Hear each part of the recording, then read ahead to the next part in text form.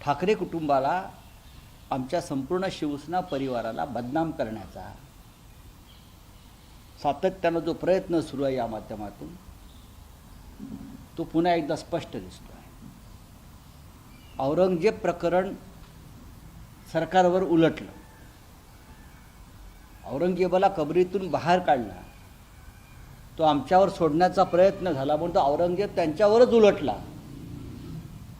त्याच्यामुळे औरंगजेबापासून मुक्तता मिळवण्यासाठी हे प्रकरण गेल्या 4 दिवसापासून शिस्त आहे, गेल्या काही दिवसापासून. आणि ह्यामागे कोणाची प्रेरणा आहे, कोणाची शक्ती आहे आणि कोण पडद्यामागे हालचाली करत होतं, याची सगळी माहिती आमच्याकडे आहे. अशाच प्रकारे राजकारण तुम्ही करणार असाल तर ते राजकारण तुम्हाला लखलाप ठरेल. औरंगजेबाला 350-400 वर्षांनंतर कबरीतून बाहेर काढल्यावर अशा अनेक कबरी तुम्ही ज्या खोदत आहात, त्या कबरीमध्ये शेवटी तुम्हाला जावं लागेल. तुम्ही एका तरुण नेत्याच्या